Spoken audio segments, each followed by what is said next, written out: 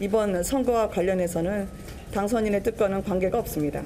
출마를 결심하고 나서 말씀을 드렸고요. 그리고 덕담을 주셨습니다. 먼저 정확하게 말씀드린 건 저는 윤심이 아니라 민심을 대변하고 민심을 찾고자 나왔습니다. 그 점은 분명히 해드리고 싶습니다. 당선인께서 여러 후보가 있는데 뭐 누구를 이렇게 예뻐하면서 지지를 하겠습니까? 그래서 당선인께서도 그냥 일반적인 덕담으로 잘해보라고 응원하겠다고 그렇게 이야기를 했고, 제가 당의 후보가 되면 그때 가서 당선인하고 잘 협력을 해서. 명심은 어디 있습니까? 누구에게나 있습니다. 이러실 줄 알았어요. 네. 근데 이재명 후보가 생각하는 거는 어떤 특정 후보를 민다 이런 건 전혀 생각하지 않고 있고요. 본인이 진짜 대선 기간에 너무나 많은 분들의 도움을 받았기 때문에 도움과 지지 이런 사랑을 다시 이제 돌려드리는 걸 생각하고 있는 것 같아요. 제가 이재명 후보와 정말 잘한다고 생각을 하는 사람입니다. 예. 이재명 후보 그렇게 뒤에서 숨어가지고 대리 정치하고 그럴 만큼 느긋한 사람 아니에요. 예, 요즘 나오는 윤심, 명심 한번 살펴봤습니다. 오늘 첫 번째로 김은혜 전 당선인 대변인을 그만둔 지 하루 만에 경기도지사 출마를 선언했는데 과연 윤심이 작용했을까요? 한번 살펴보도록 하겠습니다.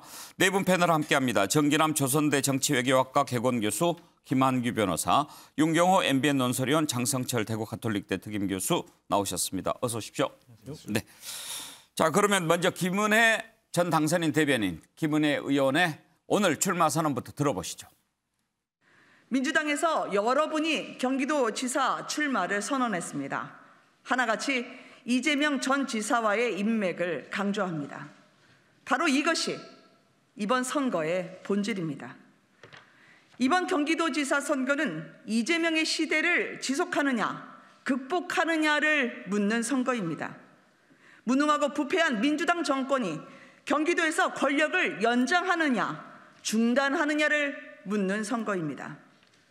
저는 어려운 도전을 피하지 않겠습니다.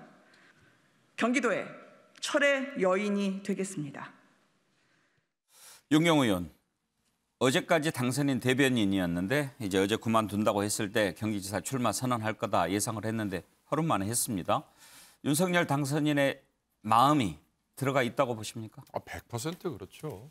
저는 지금 돌아가는 여러 상황이 윤석열 당선인 뒤에 과연 누가 이렇게 교통정리를 하는 지혜 아니면 어떤 지략 이런 걸 지금 발휘할까? 과연 윤석열 당선인 본인의 모든 그림이 다 작용하는 걸까? 이게 가장 지금 궁금하거든요. 예. 아마 누군가는 하고 있을 겁니다. 그걸 윤 당선인에게 제안을 한 걸 거고. 양쪽 다 지금은 윤석열계와 이재명계밖에 없죠. 양쪽 당 다. 그러니까 지금 느닷없이 출마를 선언하는 분들은 참 죄송합니다만 연고가 있든 연고가 없든 모두 다 윤석열 당선인으로부터 사인을 받고 나온 거고 민주당은 이재명 전 후보로부터 사인을 받고 나온 거다. 예. 전 다 그렇게 해석을 합니다. 장성철 교수도 그렇게 생각하십니까? 기본적으로 저는 삼박자가 맞았다라는 생각이 듭니다. 삼박자. 김은혜 의원의 본인의 강력한 출마 의지가 있었고요.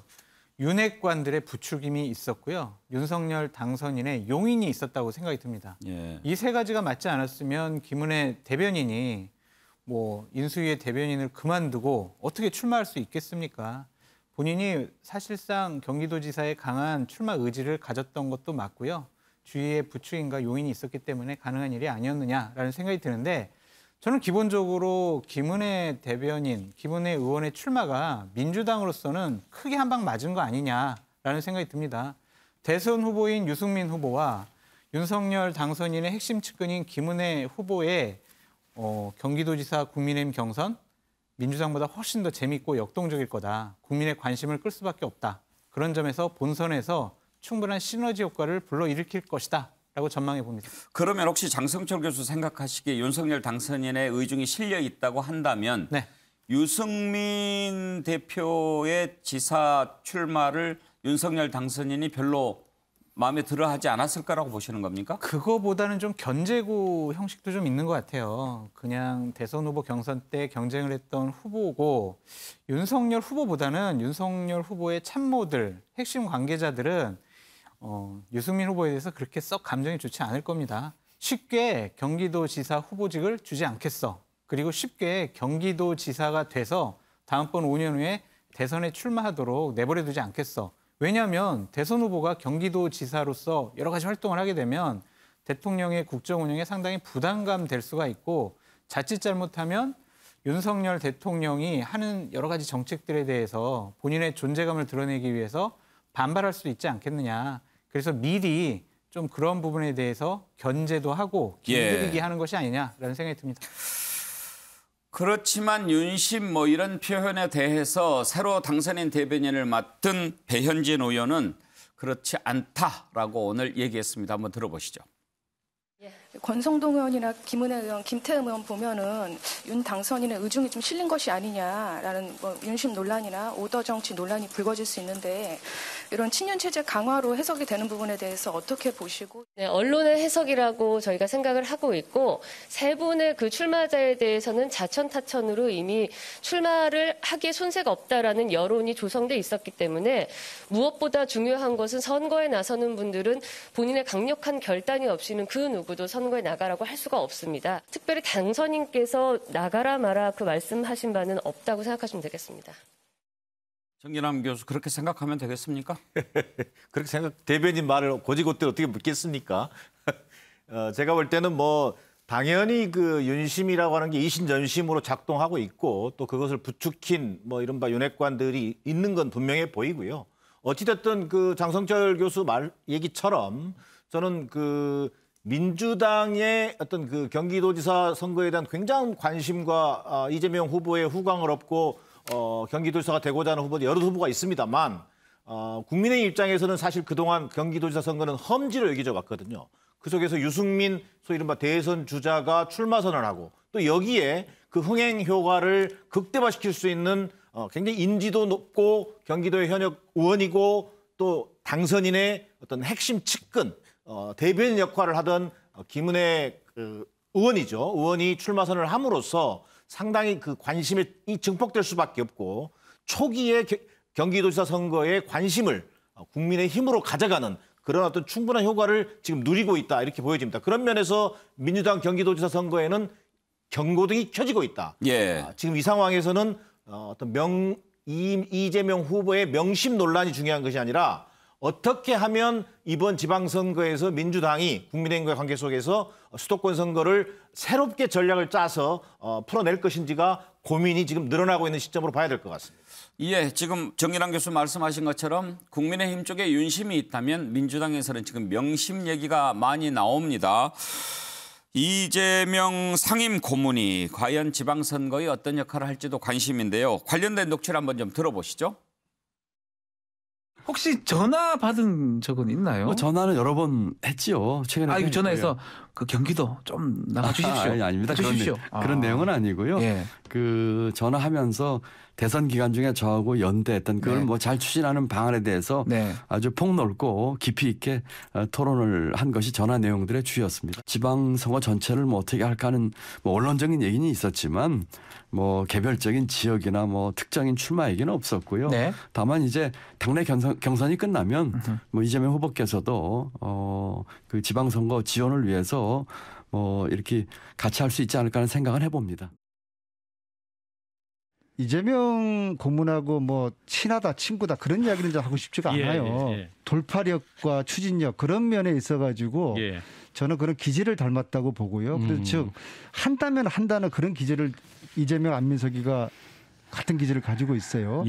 이번 경기도 선거는 이재명을 지키는 선거고 경기도를 지키는 선거거든요. 그런 면에서 누가 더 이재명의 성과와 업적을 더 승계할 것인가 하는데 그런 면은 아무나 할 수 있는 건 아니지 않습니까? 이재명다운 사람, 그런 기질을 가진 사람이 필요한 것인데 만약에 진짜 이재명 후보의 그런 영향력이 작용해서 경기도지사 후보를 선정하는데 영향력을 미쳤다. 이러면 그건 뭐 있을 수 없는 일이라고 봅니다. 그거는 뭐 이재명 후보 본인한테도 그거는 마이너스이라고 생각되고요. 네. 공당에서 어느 특정인 또는 특정 그 그룹이 그 후보를 선출하는데 영향력을 지대하게 미친다. 네. 저는 있을 수 없다고 봅니다. 김한기 변호사, 그러니까 결국 지금 윤심, 명심 얘기가 계속 나오니까 이게 대선 끝난 게 맞나 이런 얘기가 나옵니다. 지금 뭐 후반전은 아니고 연장전으로 보이는 그런 약간 착시 현상. 그러니까 아직 대선 경기 끝나지 않은 거 아닌가라는 약간 착시 현상을 주는데요. 뭐 지금 민주당 쪽 얘기도 나오고 있는데 민주당 특히 이제 이재명 후보 입장에서는 경기도는 서울시 모든 지방선거에서 뭐 지는 한 있더라도 경기도는 아마 절대로 놓치고 싶지 않을 겁니다. 민주당 특히 이재명 후보 입장에서는 성남시장 8년, 그다음에 이제 경기도지사 4년. 본인의 어떤 여러 뭐 업무적 성과라든가 업적을 가능하면 승계시키고 싶은 그런 의지가 굉장히 강할 텐데, 그래서 저는 오히려 그 국민의힘보다 이 민주당 쪽에서 이 특히 경기지사 후보는 과연 누가 명심을 승계하느냐, 내가 명심을 받고 있다, 이런 어떤 목소리들이 후보들 사이에서 훨씬 높지 않을까, 또 이렇게 또 예상됩니다.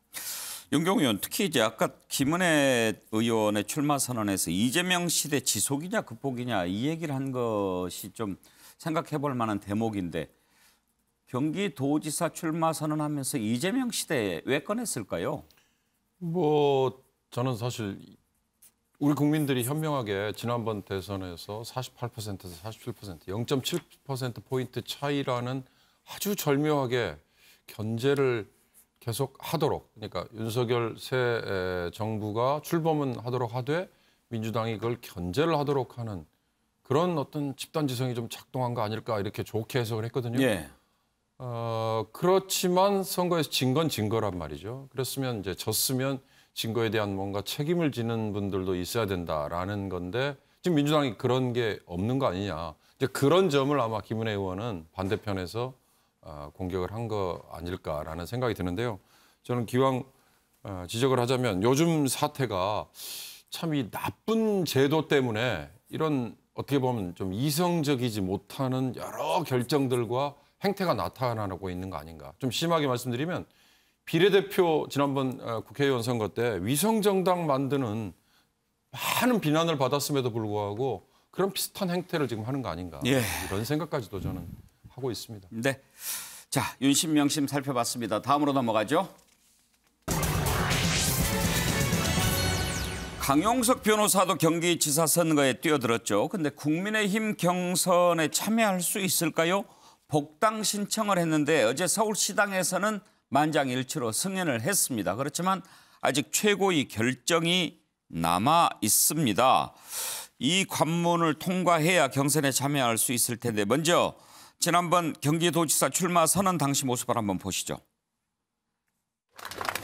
박근혜 대통령께서 퇴원하면서 대구 사저에 도착하면서 이런 말씀하셨습니다.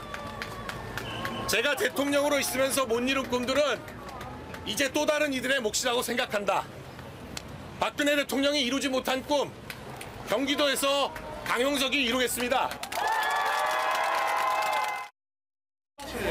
뭐 입당이 안 될 법률적이거나 당원 당규상의 문제가 전혀 없기 때문에요. 입당이 반드시 될 거라고 생각하고 있습니다. 오늘 아침에 입당 원서는 냈고요. 접수는 확인이 됐습니다. 장성철 교수, 국민의힘 복당 절차가 어떻게 됩니까? 기본적으로 시도당에서 복당 승인을 하고요. 문제가 되는 인물들에 한해서는. 예. 그리고 이제 최고위원회에서 마지막 결정을 해서 최종 결정이 나오게 돼 있습니다. 그래서 국민의힘 최고위원회의가 월요일하고 목요일 날 열리는 것으로 알고 있는데, 내일 오전에 최고위원 회의에서 저 안건이 상정이 돼서 강용석 전 의원이 복당이 될지 안 될지 저도 좀 귀추가 주목됩니다. 어떻게 될 것 같습니까? 잘 모르겠어요. 만약에 안 된다면 어떤 이유가 있을까요? 기본적으로 좀 논란이 되는 인사잖아요. 저분을 복당을 시켰을 때 과연 지방선거에 도움이 되느냐, 국민의힘 지지율에 도움이 되느냐, 그런 부분도 좀 살펴봐야 될 것 같고요. 지금 강용석 의원이 자신이 운영하는 유튜브 채널에서 이준석 대표에 대해서 지속적으로 지금 공격을 하고 있거든요. 예. 그런 부분에 대해서 이준석 대표가 어떻게 판단을 하느냐. 도저히 이 사람은 용서할 수가 없다. 복당시킬 수 없다라고 판단할지, 아니면은 복당시켜서 오히려 그러한 얘기들을 안 하도록 하는 게 좋겠다라고 생각할 건지 그거는 이준석 대표의 생각에 달려 있다라고 보여집니다. 대표가 결정권이 있습니까?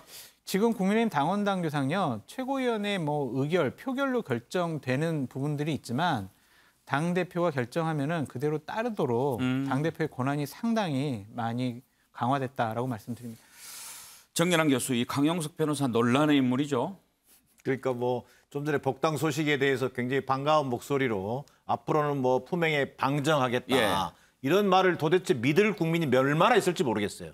유튜브 그동안 유튜버 아주 좀 가로 세로 연구소라는 걸 통해서 지명도 높은 유튜버로 지금 활동을 해왔는데 개인적으로는 12년 만에 복당이라고 해요. 그러나 저는 그동안 유튜버로서 강용석 변호사가 보여줘 왔던 이른바 한국 정치의 과정에서 어떤 기여가 있었는가 저는 사실 찾아볼 수가 없어요. 이를테면 의회 민주주의의 발전이라든지 정당 정치의 발전 이런 것과 강용석 변호사를 연결시킬 수 있는 고리가 없고요.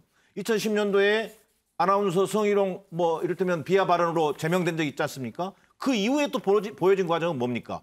사실상 태극기 세력과 함께 유튜브를 통해서 우리 한국 정치사의 선거를 부정선거를 사실 주장하지 않나. 또 이를테면 각종 음모와 어떤 협박. 이 정치에 항상 한가운데 있었던 분이 강용석 변호사거든요. 저는 국민의힘이 정해진 절차에 의해서 복당 심사를 하고 있겠습니다만 사실은 민주개혁 세력의 입장에서 본다면 강용석 변호사가 국민의힘에 복당해서 국민의힘이 오히려 좀 자중질환이 일어나는 모습을 좀 보고 싶은 게 솔직한 심정일 것 같습니다. 윤경호 의원님, 국민의힘 홈페이지도 논란이 아주 뜨겁더라고요. 지금 아주 강용석은 보수의 영웅이다, 입당을 지지한다 이런 반응이 있고 또 한쪽으로는 탈당하고 싶다, 돈 벌러 나오느냐 이런 비판도 있고 아주 뜨겁더라고요. 그렇습니다. 그러니까 유튜브 활동으로 지금 대표되고 있고요. 또 최근에는 박근혜 전 대통령이 대구 사저 갔을 때 그 매입 비용을 빌렸다, 또 이걸로 주목을 받았었고. 그러니까 끊임없이 본인의 마케팅을 하는 걸로 비춰지지 그게 무슨 정치 활동을 위해서 아까 정기남 교수 표현 중에 의회 정치 또는 민주주의 발전을 위해서 본인이 기여를 했느냐 그런 점에서 보면 사실 강용석 변호사라는 정치인을 지향하는 분이 하는 행태로서는 사실 좀 여러 가지 지적할 게 많죠. 예. 이준석 대표가 과연 이걸 그냥 받아줘서 입을 막는다. 저는 그게 이성적인 판단을 한다면 그런 점에서 저는 서울시당의 이 결정이 굉장히 의아스럽다라는 생각이 들어서요. 예. 아마 이준석 대표가 당연히 비토를 하지 않을까 싶은 생각이 듭니다. 김한기 변호사, 대구의 유영아 변호사도 그렇고 지금 이제 강용석 변호사도 이번에 사저 구입하는데 돈을 대줬다는 거 아닙니까? 이른바 박심이 그러면 또 좀 있다고 봐야 될까요? 사실 국민의힘이 이제 어떻게 보면은 불과 5년 전에 이제 국민의 심판을 받은 정권 아니겠습니까? 헌정사에 유례 없는 탄핵이라는 제도를 통해서. 그런데 어떻든 간에 이제 윤석열 당선인이라는 어떤 외부 인사를 통해서 정권을 다시 탈환하는 겁니다. 어떻게 보면 우리나라의 한 보수의 한 축으로서. 그러면 여기서 이 국민의힘이 과연 앞으로 어떤 정치를 할 것이냐는 건데 그러면은 국민으로부터 심판받았던 그런 어떤 지금 얼마 전에 사면된 박근혜 전 대통령의 어떤 정신, 어떤 정치적 업적을 어떤 그런 외형상 승계하는 모습으로 가야 되는 것인지 그렇지 않은 것인지는 아마 국민의힘 내부에서 치열하게 고민을 해서 현명한 선택을 하는 것이 우리 정치 내지는 우리 국민에도 좀 이익이 되지 않을까 생각합니다. 예. 이래저래 경기도가 뜨겁습니다. 다음으로 넘어가죠. 민주당의 이른바 86그룹의 핵심들이 잇따라서 정계 은퇴를 선언했습니다. 김영춘 전 장관 더 이상 정치 가슴이 뛰지 않는다라고 하면서 지난달 21일 정계 은퇴 선언했죠. 오늘 최재성 전 정무수석이 정치를 그만두겠다라고 얘기했습니다. 자, 한때 86그룹의 리더들이었는데 왜 정치를 그만둔다고 했을까요? 한번 생각해 보겠습니다. 그리고 앞으로 미칠 파장도 짚어볼 텐데 점기랑 교수, 네. 두 사람의 정계 은퇴 어떻게 보십니까? 이렇게 저는 좀 마음에 와닿았던 것은 소위 이른바 김영춘 전 장관이 그 한 얘기인데요. 예. 80년대 소위 이른바 운동권으로 시작됐던 586 그룹들은 거대 담론의 정치를 해왔다면 이제는 좀 뭔가 생활 정치의 시대로 변화되고 있는 것 같다. 이런 부분에서 우리의 역할이 무엇인지에 대한 고민이 있었고 또한 앞서 앵커께서도 얘기하셨지만 이제 더 이상 정치에 가슴이 뛰지 않는다. 예. 뭐 이런 표현 속에 저는 많이 담겨 있다고 보여집니다. 자, 이 과정에서 김영춘 전 장관이 은퇴선을 했음에도 불구하고 다시 이게 논란이 됐던 것은 송영길 전 대표가 서울시장 출마론이 나오면서 지난 총선 그 대선 과정에서의 불출마론을 얘기했고 586 용태론을 제기했던 당사자 아니겠습니까? 그런 속에서 오히려 김영춘 장관의 정계 은퇴라는 것이 좀 약간 묻혀버린 느낌이 있었어요. 근데 오늘 다시 최재성 전 청와대 정무수석이죠. 최재성 의원이 아마 누군가를 겨냥하고 저는 정계 은퇴를 했을 거라고 보지 않습니다. 예. 김영춘 전 장관에 이어서 어떤 본인의 은퇴를 통해서 아마 86그룹들의 어떤 연쇄적인 어떤 퇴장이랄까 이런 것까지를 아마 그리면서 오늘 아마 어떤 뭐랄까 깃발을 들었다 또는 은퇴의 어떤 그 결심을 내려놓은 것 같습니다. 저는 이번 최재성 전 수석 또는 의원의 은퇴까지 이어지는 이 과정을 통해서 당 지도부가 이것을 쇄신론의 어떤 가치로 좀 받아들였으면 좋겠다. 그래서 그걸 통해서 대선 패배의 어떤 책임 있는 인사들을 과감하게 좀 도려내고 새로운 민주당으로 발돋움하는 그런 계기로 만드는 것이 과제로 지금 부여되고 있다는 게 판단입니다. 이 두 사람의 정계 은퇴선은 송영길 전 대표의 서울시장 출마를 겨냥했든 안 했든 송영길 대표에게는 상당한 영향을 미칠 것도 같습니다. 송영길 대표가 진작에 86그룹의 용퇴를 얘기한 적이 있지 않습니까? 그때 발언을 들어보시죠. 저 송영길은 다음 총선에 출마하지 않겠습니다. 우리가 원하는 것은 더 나은 세상이지 기득권이 아닙니다. 선배가 된 우리는 이제 다시 광야로 나설 때입니다. 자기 지역구라는 기득권을 내려놓고 젊은 청년 정치인들이 도전하고 전진할 수 있도록 양보하고 공간을 열어줘야 합니다. 이번 지방선거 2030 청년들을 파격적으로 대거 공천하겠습니다. 민주당이 2030 당이라는 말을 들을 수 있도록 하겠습니다. 윤경호 의원이 저런 말을 했기 때문에 지금 뭐 이런저런 얘기가 많이 나오지 않습니까? 광야로 다른 사람들은 나가게 해놓고 당신은 적과 꿀이 흐르는 땅으로 가겠다는 거냐? 하산 신호 내려놓고 혼자 등산하냐? 이런 얘기가 나옵니다. 그렇습니다. 아무리 정말 좋은 시각으로 봐주려고 해도 아까 제가 이 나쁜 제도 때문에 이런 사태들이 지금 빚어지고 있다라고 말씀을 드렸는데 이유인즉슨 공직선거법상 60일 규정 그러니까 광역단체장이든 기초단체장이든 자치단체장과 의원으로 출마를 하려는데 주소지가 60일간만 그 지역에 있으면 된다라는 이 규정이 바로 이런 사태를 빚어냈다. 저는 이거고요. 또 하나가 대통령 탄핵 때문에 대통령 이 선거 기간이 당겨지는 바람에 하필 4년 후면은 광역단체장들이 임기를 마치고 딱 1년 전 대선이 치러지기 전 1년 전이지 않습니까? 이제 그런 것 때문에 아까 나온 유승민 의원 그다음에 지금 송영길 대표 뭐 이런 대권을 꿈꾸는 걸로 보이는 사람들이 지금 광역단체장으로 나오는 건데요. 이게 과연 유권자들 입장에서 보면 이성적인 선택으로 보일까? 이제 그런 점이 저는 뭐 비판을 하지 않을 수 없습니다. 예. 정봉주 전 의원도 서울시장 출마를 선언했는데 송영길 대표를 겨냥해서 이런 말을 했습니다. 들어보시죠. 송영길 대표가 나온다고 뜻을 밝히니까 당원들이 전문용어로 빡친 거예요. 예. 이게 뭐 하는 시츄에이션이지? 우상호 의원은 대선에 책임지고 물러난 패장인데 다시 서울시장 나가겠다라고 하는 게 이게 당원들이 국민들이 선뜻 납득이 안 된다. 예. 김민석 의원은 어제 뭐라고 말씀을 하셨냐면 하산하자 그러더니 혼자 등산했다. 송영길 대표의 절친인데 절친일수록 바로 얘기해야 된다라고 하면서 세게 얘기한 거예요, 두 분이. 김한규 변호사, 저 논란이 가라앉지 않습니다. 계속 나오네요. 왜냐하면은 뭐 계속 이어서 말씀드리면 아까 탄핵 얘기 말씀하지 않았습니까? 제가. 근데 민주당이 원래 그 집권 초에 한때는 뭐 정치권에서 뭐 20년 집권론이라는 말까지 나왔습니다. 뭐 탄핵이라는 내지는 국민의 촛불로 이제 등장한 정권이니까. 근데 5년 만에 정권을 뺏겼어요. 그럼 사실은 민주당에서 누군가는 책임져야 되는 거 아니겠습니까? 누군가는.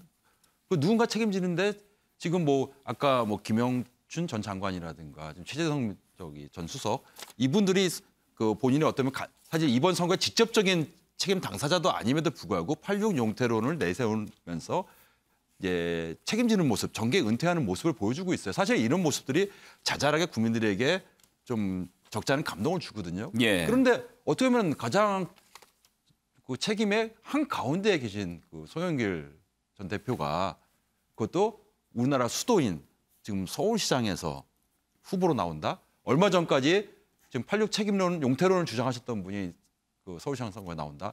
지금 이렇게 되면요, 우리 국민들을 너무 우습게 보는 것 아닌가. 또 이런 생각까지 듭니다. 이거 지금 이런 쓴소리가 지금 당사자가 들을지 모르겠지만은 민주당을 또 한 번 심판받게 만든다.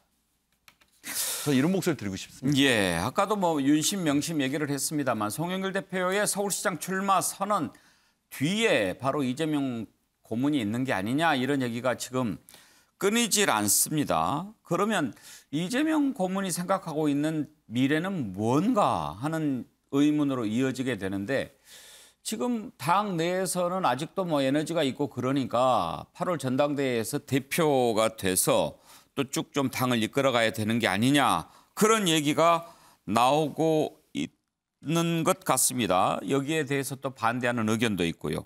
두 사람 얘기를 한번 들어보죠. 좀 이재명 지금 상임고문 같은 경우는 좀 에너지가 계속 좀 넘치시는 것 같습니다. 그래서 지금도 특별히 휴지기를 갖지 않고 움직이시는 것 같고 그래서 뭐 지금 많은 분들이 예상하기에는 뭐 이제 8월 전당대회에도 출마하지 않겠냐라는 말씀을 하고 계시는데 뭐 그거는 이제 제가 뭐 그 말씀드리긴 어려운 것 같고 결국은 이재명 상임고문이 그 시기에 가서 어떤 결정하느냐를 지켜봐야 될 것 같습니다. 좀 뒤에 물러서서 좀 쉬어야 된다고 생각합니다. 대선에서 패배한 장본인이고 또 많이 그 선거 과정을 통해서 본인도 굉장히 힘겨워했고 그런 차원에서 충전 차원도 있을 수 있고 또 여러 가지 본인의 리더십에 있어서 어떤 거를 점검하고 보완을 해야 될지 또는 어떤 거를 해명하고 국민적 여러 가지 의혹도 있지 않습니까? 이런 거를 그 잘 해소를 할지 이런 것들을 잘 점검하고 따져봐야지 조급증을 내면서 곧바로 뭐 비대위원장이다, 당대표다 또는 뭐 지방선거에 영향력을 미쳐서 세력을 구축하겠다 이렇게 생각하는 건 낭패를 불러올 것이다. 그리고 본인만 낭패되는 것이 아니라 당에도 나쁜 영향을 줄 것이기 때문에 그렇게 하지 않을 것으로 기대를 합니다. 장성철 교수는 이재명 고문 앞으로 어떻게 할 것 같습니까? 저는 8월 달에 전당대회 때 나와가지고 당대표로 복귀를 해서 정치를 재개하고 그 다음에 있을 총선에 공천권을 행사해서 본인 세력을 많이 국회에 원내 세력으로 들어오게 한 다음에 그 다음에 대선 도전을 하게 될 것이다라고 보여지는데요. 저는 상당히 좀 조급해 보인다, 다급해 보인다라고 좀 말씀드리고 싶어요. 그러니까 부정을 하고 싶겠지만 이재명 고문 같은 경우에 김혜경 여사와 마찬가지로 지금 경찰과 검찰의 수사로부터 자유로울 수가 없다라는 생각이 듭니다. 지난 월요일 날 이미 김혜경 씨와 관련된 경기도청 총무과 압수수색이 있었고요. 화요일에는 그 배모 씨와 관련된 자택 압수수색이 있었습니다. 검찰과 경찰이 알아서 지금 김혜경 씨와 이재명 3인 고문에 대해서 법적인 문제 제기를 좀 하고 있는 것으로 보여지는데요. 본인이 자연인으로 있으면 이것을 방어할 수가 없다. 나는 당에 빨리 복귀를 하고 당대표라는 갑옷을 입어야 그 보호막을 입어야 내가 이 부분을 정치보복으로 프레임을 전환시켜서 내가 살아나갈 수 있다라고 판단할 수밖에 없다라고 전 보여져요. 이것은 뭐 저의 뭐 주관적인 생각이긴 합니다. 이런 것들이 결국에는 본인이 원하는 사람을 서울시장에 내보내고 본인이 원하는 사람을 비대위원장 만들고 이러한 형식으로 나타났는데 저는 이것이 성공하기는 좀 어렵지 않을까라는 생각이 들어요. 왜냐하면 한번 실패한 정치인이잖아요. 그 정치인이 복귀하려면요. 제가 나갈게요. 제가 다시 뭐 당대표 하겠습니다. 이거보다요. 당신이 제발 나와주세요. 당신이 필요합니다. 라고 당원과 국민이 요구해야 힘이 생깁니다.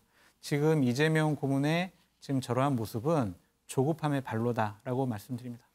정계란 교수 이러다가 당이 친명 반명 이렇게 막 갈라지는 게 아니냐 이런 걱정까지 나오더군요. 그런 우려가 지금 벌써부터 모락모락 나올 수밖에 없죠. 그것은 이재명 상임 고문이 어떻게 움직이느냐에 따라서 그것이 증폭될 수도 있고 그것이 또 당내 어떤 뭔가 좀 어느 정도 조율될 수도 있을 거라고 보여지는데 저는 뭐 좀 전에 장성칠 교수 얘기처럼 이재명 지금 고문 같은 경우에 우리 그 대선 정치사에 이회창 문재인 모델에 지금 집중하고 있는 것 같다. 무슨 얘기냐면요.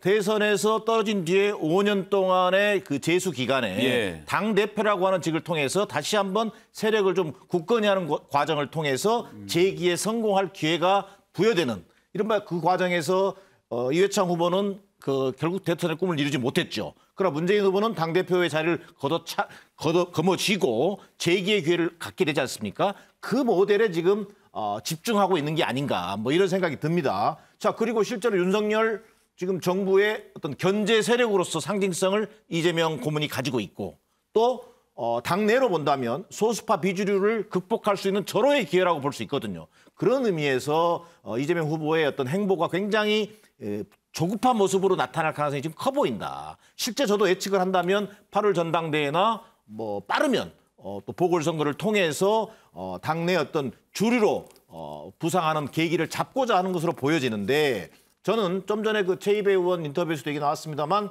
저는 지금 이재명 고문이 넘치는 에너지를 이를테면 응축시키는 시간이 필요하다. 예. 지금은 어찌 보면 0.73% 패배의 어떤 그 패인을 분석하고 성찰과 반성을 통해서 새로운 어떤 그 기력을 모아나가야 할 때이지 지금 넘치는 에너지를 지금 발산하는 데 초점을 맞추다 보면 전혀 전략적이지 못한 행보로 인해서 오히려 화를 입을 가능성이 저는 더 커 보인다는 것이 제 판단입니다. 예. 자, 다음으로 넘어가겠습니다.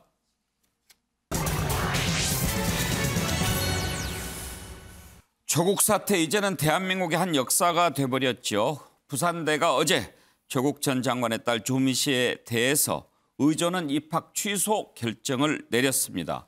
학적을 말소했는데요. 이게 논란이 되고 있습니다.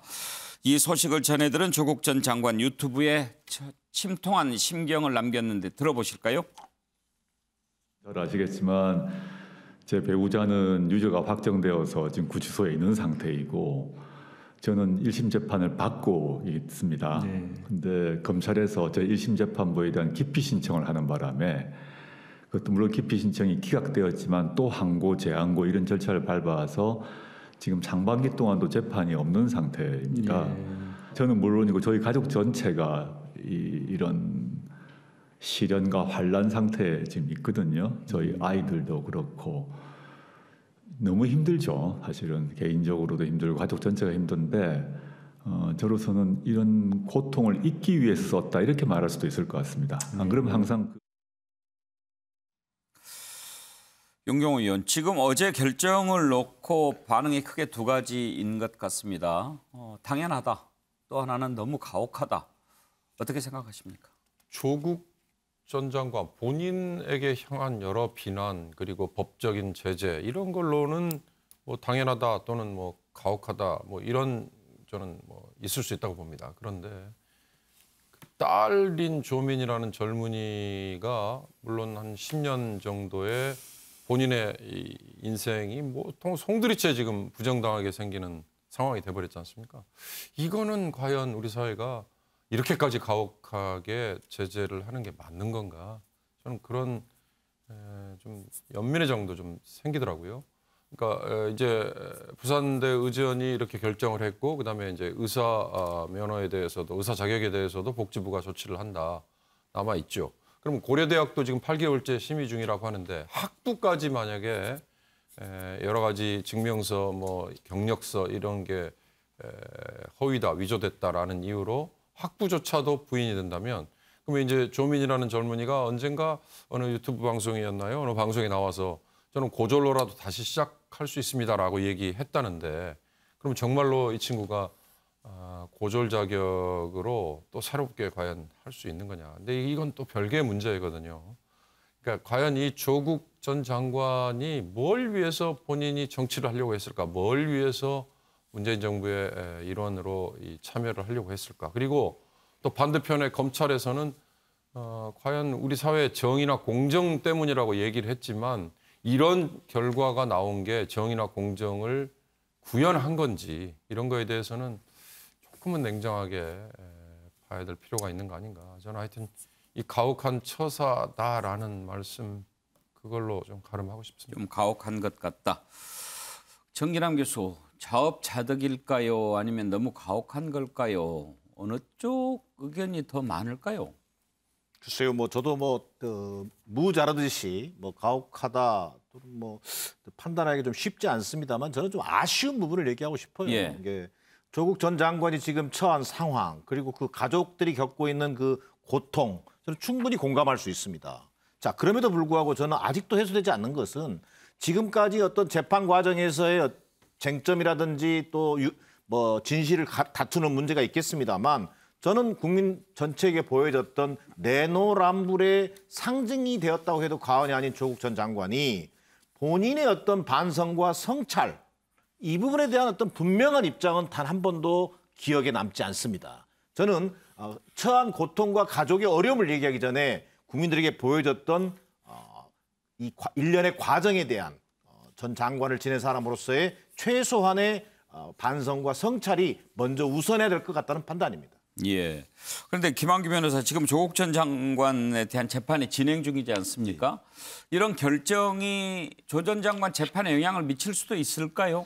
아마 이미 배우자인 정경심 교수의 대법원 판결에서 조국 전 장관의 이 어떤 입시에 관한 서류를 유조한 것이 이미 대법원 확정해서 일부 확정됐습니다. 그래서 아마 조국 전 장관도 지금 현재 재판받는 게 굉장히 많은데 이 서류 유조한 것은 이미 대법원에서 확정이 됐기 때문에 본인도 그것을 유죄를 좀 면하기 힘들 것 같고요.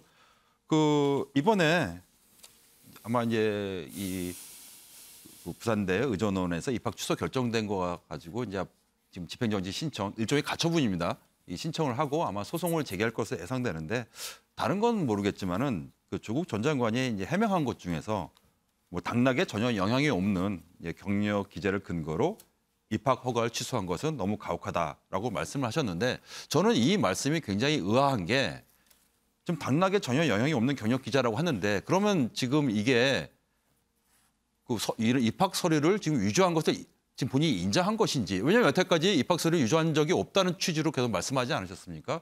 갑자기 이런 식으로 약간 발뺌하는 게 좀 이해가 되지 않고요. 근데 우리나라 대법원 판례는 이미 확립돼 있습니다. 입학 취소에 관한 판례가 확립돼 있는 게 입학 서류 유조하거나 부정 행위를 한 경우에는 합격 여부에 영향이 미치지 아니하여도 입학 취소된다. 이런 것이 대법원 확립된 판례이기 때문에 아마 장차 소송을 하더라도 좀 구제되기는 좀 어렵지 않을까 예상됩니다. 예. 조국의 강을 건너느냐 어떻게 하느냐 이런 얘기들이 많이 있었지요. 그런데 조국 전 장관의 딸 조민 씨에 대해서 이렇게 입학 취소 결정이 내려지면서 민주당에서는 이제 또 김건희 여사를 향해서 공세를 펴고 나섰습니다. 이 내용 한번 살펴보겠습니다. 법과 원칙에 따른 기준이라고 한다면 허위 이력 이런 논란이 있었던 김건희 여사 역시 제대로 수사를 해야 되는 게 아니냐. 전혀 수사가 안 되고 있다. 이런 얘기들을 민주당에서 하고 있습니다. 윤호중 비대위원장 최강욱 의원의 얘기를 한번 들어보시죠. 국민이 궁금한 것은 김건희 씨 신발 브랜드가 아닙니다.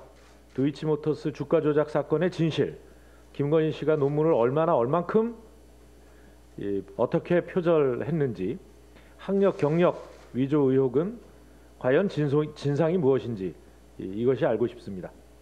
민주당은 국회에서 경찰, 검찰의 불공정한 공권력 행사를 반드시 따져 책임을 묻겠습니다.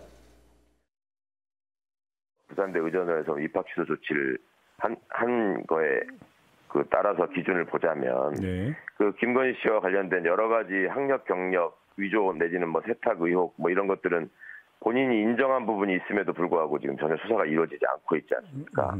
그러니까 이런 점들은 종합해서 판단을 해보면 지금 검찰 왕국을 공언한 후보가 당선이 되니까 검찰의 움직임이 정치적인 예상대로 지금 이루어지고 있구나라는 우려가 생길 수밖에 없는 상황인 것이죠. 정진환 교수, 민주당 기류가 전반적으로 저렇습니까?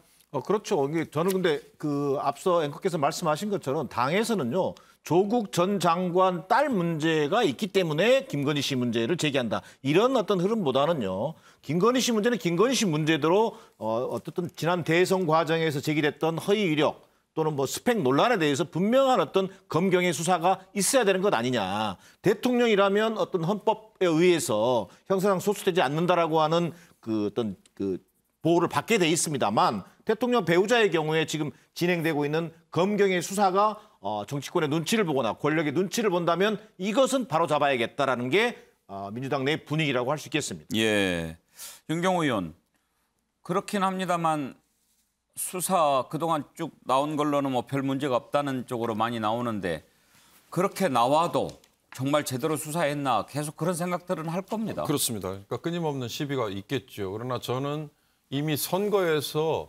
이 김건희 씨의 뭐 석사 과정 또는 박사 논문의 뭐 표절이나 아니면은 뭐 부실한 문제, 그다음에 경력이나 학력의 위조 또는 허위 기재 문제 이런 거는 선거에서 걸러진 셈이나 마찬가지다. 혹시 이렇게 생각을 하는 분들이 있을 것 같아요.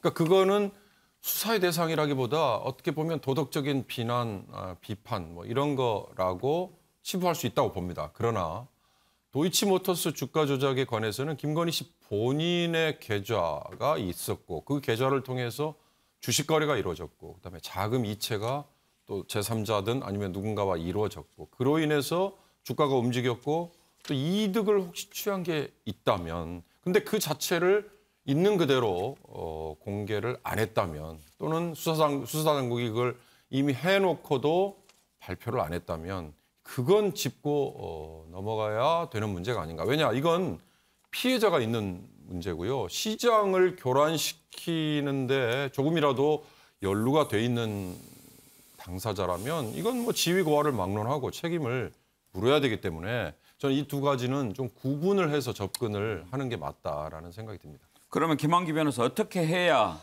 가장 공정한 그런 처리가 될까요? 이미 저는 굉장히 유감스럽지만 실기했다. 그 실기의 주체는 이 온전한 책임은 검찰이 져야 된다고 생각합니다. 왜냐하면 지금 이 주가 조작 사건이 그 논란이 되고 관련자들이 수사받은 게 횟수로 2년이 지났습니다. 벌써 2년이 지났습니다. 그래서 그 유력 그 용의자들은 이미 구속 기소돼서 재판을 받고 있거든요.